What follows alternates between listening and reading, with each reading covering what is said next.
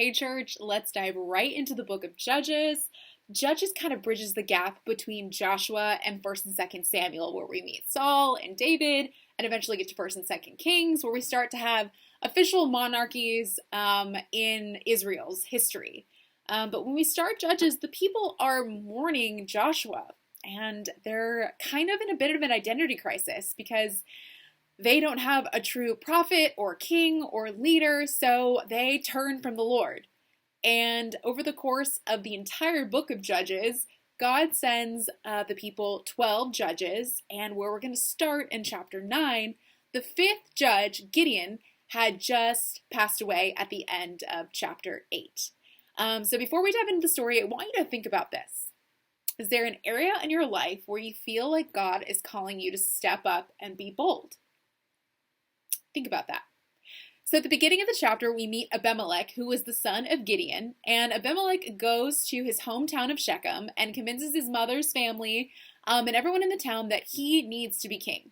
He's like, look, I'm the own flesh and blood of Gideon. Gideon didn't want people to elect him king. They wanted the people to follow the Lord, but he's gone now, and Abimelech sees this as an opportunity to rule.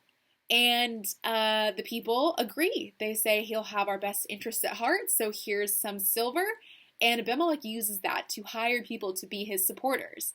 Now, the only thing standing in the way of him finally becoming king are his 70 brothers. Yeah, Gideon had a lot of sons. So he gathers the people he hired, and they go and they murder all of his brothers, except for one, Jotham, the youngest brother, and he hides during the massacre. So Abimelech has no clue that Jotham is hiding, and he goes and the people elect him to be king. Well, Jotham hears about this, and he's like, hold the phone, this is not the right thing to do. We're supposed to follow the Lord, and you just killed all my brothers. So he marches to the top of the mountain, and in chapter 9, verse 8 through 15, he warns the people following Abimelech by telling them this story. So we pick up in chapter 9, verse 8, it says, once upon a time, the trees wanted a king. They asked the olive tree, but he preferred to continue to give olive oil to God and human. So then they asked the fig tree, but he preferred to keep giving fruit. So then they asked the grapevine, and he preferred to keep giving wine. So finally the trees asked the lowly bramble to be their king, and the bramble agreed. But even the bramble warned, if we do this and it turns out that I'm not the rightful king, fire will come for me and burn down all of the trees.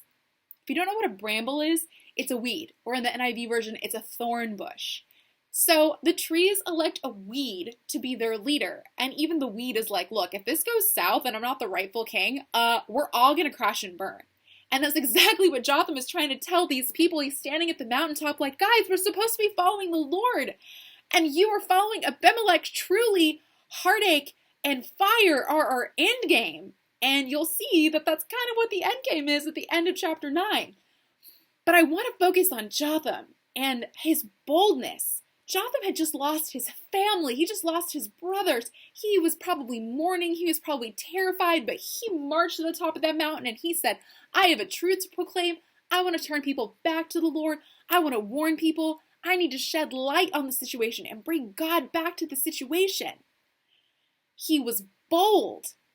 And I want you to be bold. I feel like God is calling you to something. So many times we miss out on opportunities because we feel, why me? It's just me. I'm all alone. I don't feel equipped. I don't know if this is the right thing to say. I have heard it said so many times that the reason evil prevails is because a good man or woman does nothing. And Jotham was like, I'm not going to do nothing. And I don't want us to do nothing. So is there something that God is calling you to do? A situation he wants you to step into, a person he wants you to reach out to, something, truth that he wants you to proclaim. Let's proclaim it. Let's make sure God is at the center and point ourselves, our hearts, our households back to the center, back to the Lord, just like Jotham did. Y'all, the book of Judges is rad, and I'm excited for us to go through it, keep reading about Abimelech and Jotham, and see how it ends at the end of chapter 9. He definitely gets what's coming to him. That's all I have for us today, church fam. Miss you guys. Bye.